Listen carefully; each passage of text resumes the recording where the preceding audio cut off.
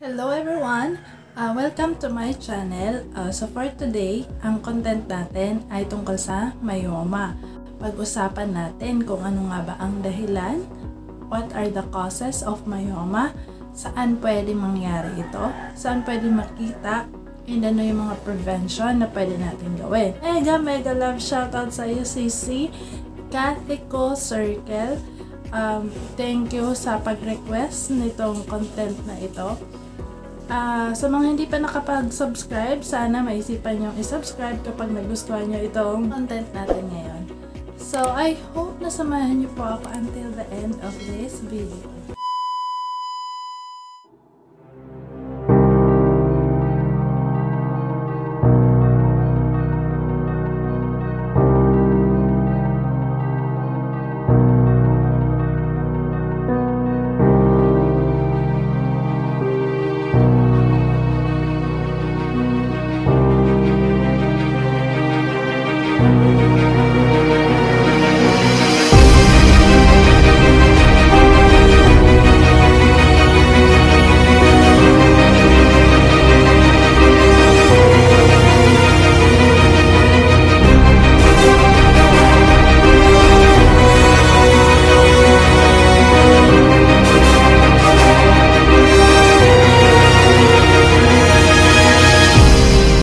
Ayan, ano nga ba ang myoma?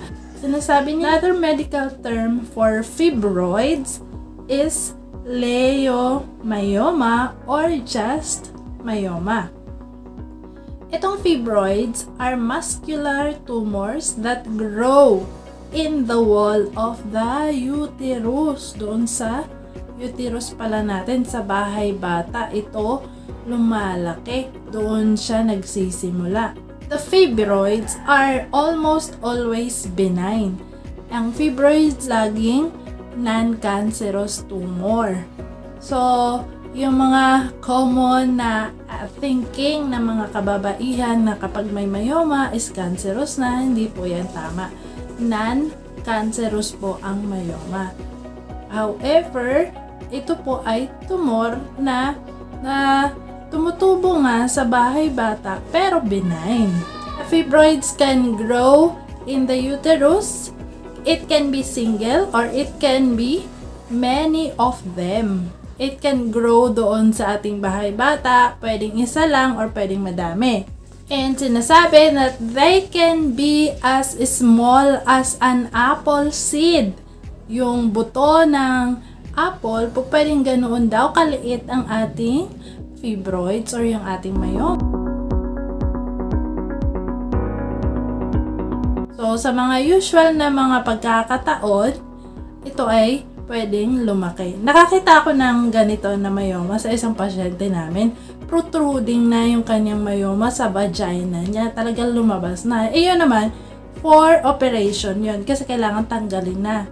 Dahil, lumabas na sa vagina niya. Kahit kay CDC, sa Center for Disease Control, sinasabi na yung common na myoma is sa uterus nga nakikita. Uterine fibroids. Fibroids, yun yung term natin sa medical for myoma. What do women should know about fibroids or myoma? Sabi dito, about 20% to 80% of women develop fibroids by the time they reach the age of 50. So kapag nagkaedad na tayo, umabot sa 50 years old, doon na de-develop yung fibroids. About 20 to 80%. So medyo mataas yung percentage nito. Fibroids are common during 40s to 50s. Bakit 40s to 50s? Kasi during this age, yun yung start ng menopausal sa mga babae. Doon bumababa yung mga hormone levels natin. Hindi na gaano nagpo-produce ang ating katawan because of the aging process. Natural na process yon ng katawan. So, yung may mga sintomas ng fibroids, minsan nahihirapan daw yung mga babae. Some have pain and heavy menstrual bleeding. Fibroids also can put pressure on the bladder, causing frequent urination. So, itong fibroids kapag lumaki, nape-press niya yung ating bladder. Tendency niyan, ihi tayo ng ihi. Should the fibroids get very large, kapag lumaki yung fibroids na yon, they can cause the abdomen to enlarge. Minsan makita natin yung mga babaeng mayroong myoma, malaki ang tiyan.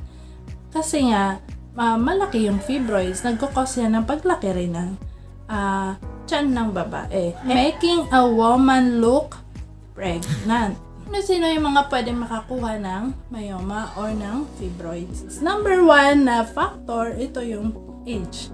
Fibroids become more common as a woman age, yun yung sinabi ko, especially during the 30s and 40s through menopausal stage. After menopause, ayan si fibroid. Number 2 na factor is family history. Having a family member with fibroids increases your risk. Ibig sabihin, kung ang iyong mga tita, yung ibang mga kamag-anak nyo, yung mga kapatid, halimbawa, isa man doon ay mayroong myoma, chances are high sa iyo para magkaroon ka ng myoma din or fibroids. Kasi nga, family history. Ethnic origin, another factor yan. African American women are more likely to develop fibroids than white women. Number 4 na factor, obesity. Women who are overweight are at higher risk for fibroids. The risk is 2 to 3 times greater than the average. Another factor, eating habit.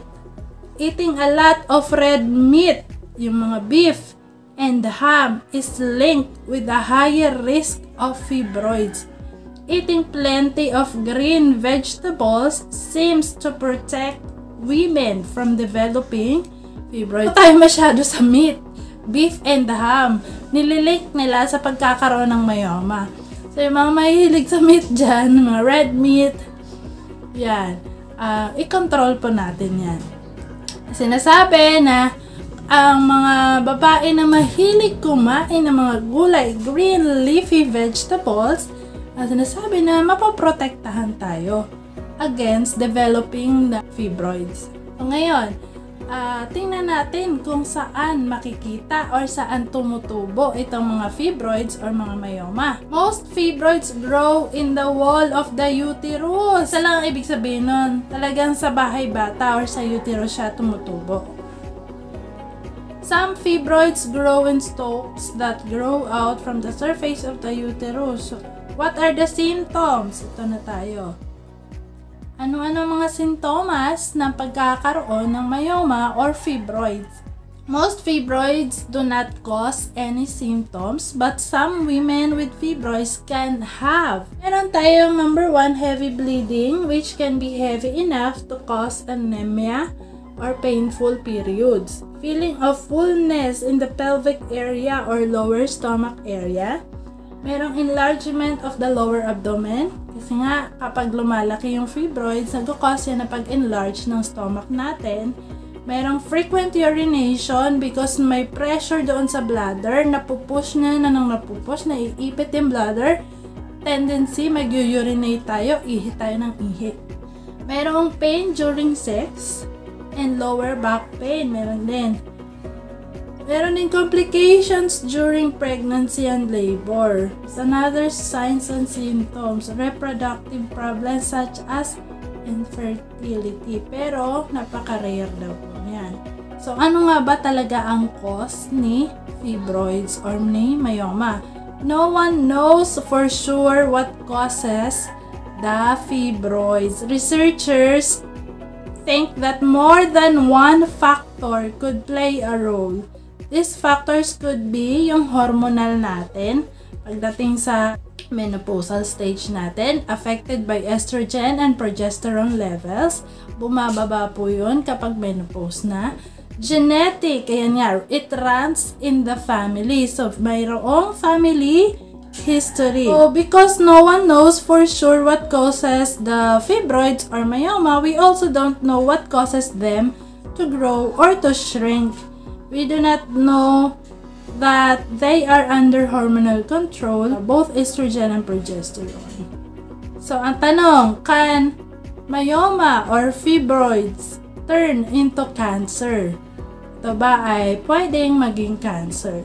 Fibroids are almost always benign, not cancerous. So, hindi po siya cancerous. Rarely, meron po less than 1 in 1,000 a cancerous fibroid will occur. So, napaka-rare naman nung kaso na yun. So, paano natin malalaman na tayo ay mayroong fibroids or mayroong myoma sa ating uterus sa bahay bata? Paano makikita yon? Ito yung mga diagnostics or mga laboratories na pwedeng ipagawa. Mas maganda po kasi dito na ma-check up po kayo ng isang doktor. Usually, OB-GYN ito. Specialista po. Obstetrics and gynecologist. Ayan, ang pinapagawa is ultrasound, MRI, pwede din sa X-ray, and meron pang HSG, hysterosalpingogram. Hindi ko alam kung meron nito sa Pilipinas. Sa surgery naman, sa pagtatanggal ng myoma, yung nag-protrude na, lumabas na yung kaniyang fibroids, lumabas. May nakita talaga ko niyan. Grabe, kinapa ng doktor namin eh. Kala ko matatanggal na kasi tinatanggal niya, hindi kaya. So, ayan, sinuggest namin for surgery siya. Sabi ng doktor namin, pabigay ni kasi yun si Doc. So, ang ginagawa, there are 2 types of surgery for these fibroids and myoma para matanggal. Una is laparoscopy and heteroscopy. So, paano nga ba tinitreat or minamanage ang myoma or fibroids? Number 1, medication. Number 2, surgery. Dalawa lang po yan.